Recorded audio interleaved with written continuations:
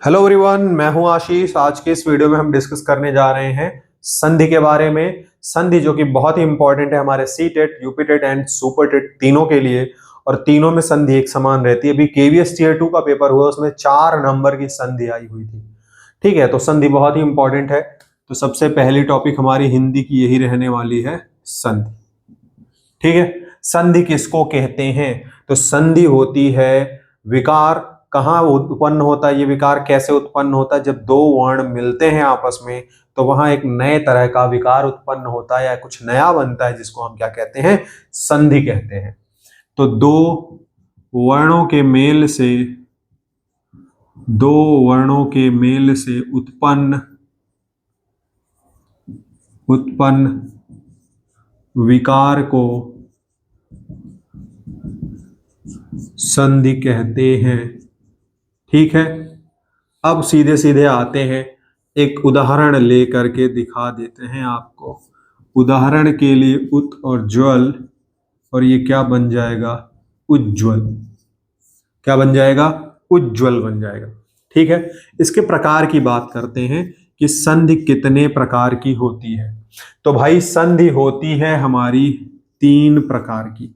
कौन कौन से हैं? पहला स्वर संधि। पहला कौन है? स्वर संधि। दूसरा है व्यंजन संधि। दूसरा है व्यंजन संधि। और तीसरा है विसर्ग संधि। तीसरा कौन है? तीसरा है विसर्ग संधि। स्वर संधि किसको कहते हैं? जहां विकार तो उत्पन्न हो, लेकिन किनके मेल से हो? स्वरों के मेल से। किसके मेल से हो? स्वरों के मेल से।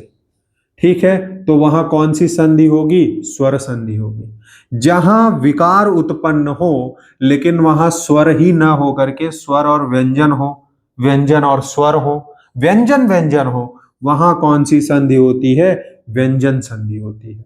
तो इसमें कौन कौन होते हैं? स्वर, व्यंजन। ठीक है, व्यंजन और स्वर। ठीक है, और कौन हो सकता है? व्यंजन और व्यंजन।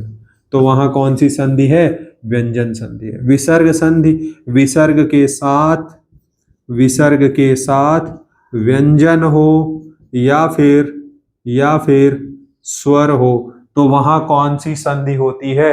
वहां होती है विसर्ग संधि। बात क्लियर है? सबसे पहले कौन आता है? स्वर संधि आता है।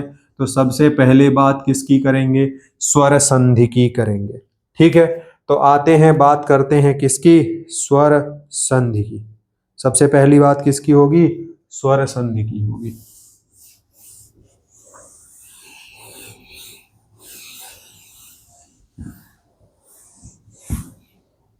द फर्स्ट टॉपिक इज स्वर संधि। स्वर संधि।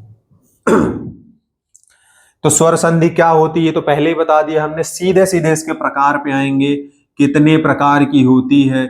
स्वर संधि 5 प्रकार की होती है, और इन्हीं से प्रश्न बनते हैं। यहीं से प्रश्न बनते हैं। पहला है इसमें इसके प्रकार हैं 5। और पहला है इसमें दीर्घ स्वर संधि। दीर्घ स्वर संधि। ठीक है, दूसरा है आपका गुण स्वर संधि। गुण स्वर संधि।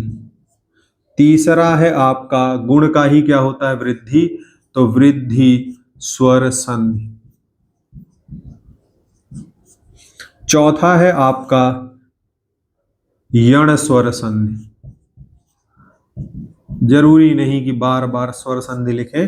पांचवा है आपका अयादि। अयादि संधि। ये 5 प्रकार हैं किसके? स्वर संधि के। इन 5 प्रकारों में सबसे पहले हमें बात करनी है किसकी? दीर्घ स्वर संधि की। तो सबसे पहला हो गया इसमें, क लिख दें। ये क, ये ख, ये ग, ये घ, और ये अ। तो सबसे पहला है हमारा को दीर्घ स्वर संधि, दीर्घ स्वर संधि। दीर्घ स्वर संधि में क्या होता है? दीर्घ स्वर संधि में अ और अ मतलब समान स्वर मिल करके बड़ा स्वर बना देते हैं, जैसे अ और आ, ठीक है। ई और ई बराबर ई, और उ धन उ बराबर उ। अब इतना ही नहीं है, अब इससे 3 बन जाएंगे, इससे 3 बन जाएंगे, और इससे भी कितने बन जाएंगे? 3 बन जाएंगे। कौन कौन से? ध्यान देना, अ और आ, क्या बना? आ, ठीक है। और क्या बनेगा इसके बाद? आ और अ, क्या बन जाएगा? आ। तीसरा कौन होगा? तीसरा होगा आ और आ दोनों मिल करके आ ही बना देंगे, तो ये 3 हो गया। इसी तरह से ई वाला होगा, ई और ई बराबर क्या मिलेगा? ई मिलेगा पहला। दूसरा क्या मिलेगा? दूसरा मिलना है हमें ई धन ई और ई। इसी तरीके से लास्ट वाला ई और ई क्या मिलेगा? ई मिलेगा। इसी तरीके से ऊ में भी होगा, ऊ का दूसरा हो जाएगा ऊ, और ऊ ऊ, और ऊ ऊ ऊ, और ऊ ऊ ऊ, ये 3। तो ये है दीर्घ स्वर संधि। दीर्घ स्वर संधि में यही आपको देखने को मिलेगा।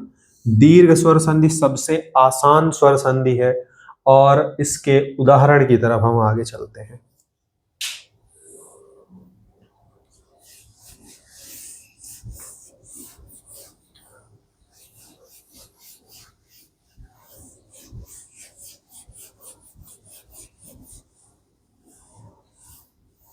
उदाहरण,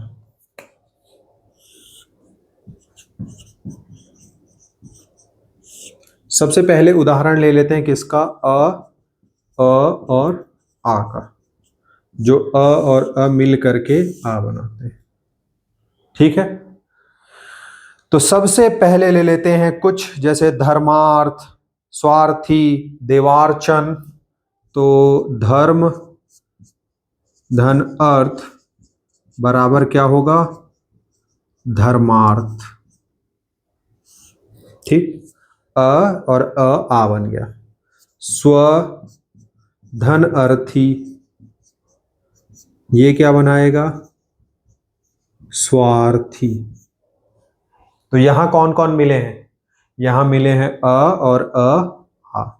देव और अर्चन, तो क्या बन जाएगा? देवार्चन। क्लियर है बात? तो ये है दीर्घ स्वर संधि का पहला टाइप, जिसमें हमें अ और अ बराबर क्या मिल रहा है? आ मिल रहा है। धर्मार्थ, स्वार्थी, देवार्चन इत्यादि। अब इसके बाद अगले टाइप पर बढ़ते हैं, जिसमें अ और आ देंगे, जैसे देवालय, नवागत, सत्याग्रह, देवागमन इत्यादि। आ क्या मिलना है हमको? आ। जैसे देवधन आलय, क्या मिलेगा बेटा हमको? देवालय, ठीक है। और नव आगत, तो क्या हो जाएगा? नवागत, है ना। नव और आगत क्या बन जाएगा? नवागत। सत्य सत्य आग्रह, क्या बन जाएगा? सत्याग्रह। और देव आगमन, क्या बन जाएगा? देवागमन, देवागमन। तो ये इस टाइप का उदाहरण हो गया, ठीक है। इत्यादि इसी तरह के और बहुत सारे उदाहरण होंगे। तो ये किसका उदाहरण बन गया? स्वर संधि में दीर्घ स्वर संधि का। दिखाई दे रहा है अच्छे से? क्लियर है? एकदम विजिबल, बढ़िया। अब अगले टाइप की तरफ बढ़ते हैं। अगला टाइप है हमारा आ धन अ बराबर आ। आ धन आ अ बराबर आ, इस टाइप की तरफ। तो इसमें लिखें परीक्षा, परीक्षा धन अर्थी, तो बराबर क्या हो जाएगा? परीक्षार्थी। क्या बन जाएगा बाबू? परीक्षार्थी। ठीक है, आगे बढ़े इसमें। आगे लिखें दिशा अंतर, दिशा अंतर, तो क्या बन जाएगा? दिशांतर। ठीक है, और अगर उदाहरण लिखें इसमें तो अगला उदाहरण हो जाएगा रेखा अंतर, रेखा अंतर, तो ये बन जाएगा रेखांतर, है ना, इत्यादि। तो ये अ के 3 टाइप हो गए। और इसमें आ और आ भी बना सकते हैं। आ और आ में हो जाएगा जैसे महाधन आत्मा, तो क्या बन जाएगा? महात्मा। लिख दें यहीं कहीं। विद्याधन आलय, विद्यालय, है ना। आ दोनों मिलके क्या बनाएंगे बाबू? आ ही बनाएंगे। जैसे महाधन आत्मा, तो क्या बनाएंगे? महात्मा। विद्याधन आलय,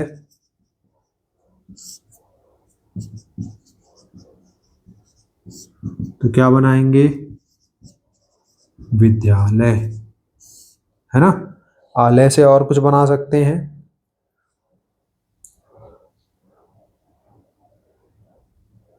वार्ता, आलाप, आलाप होता है आलाप, तो ये हो जाएगा वार्तालाप। क्या हो जाएगा? वार्तालाप। महाधन आनंद भी लिख सकते हैं, महा आनंद, तो क्या हो जाएगा? महानंद। ठीक है, तो ये हुए दीर्घ स्वर संधि के उदाहरण। आगे बढ़ते हैं, कुछ और उदाहरण इसके देखते हैं अलग टाइप के।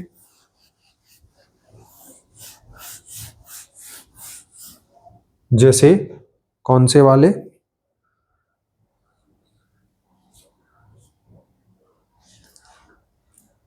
जैसे ई धन ई बराबर ई,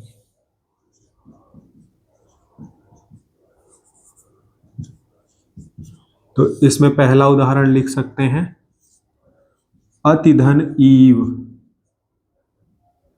अतिधन इव, तो ये हो जाएगा अतीव।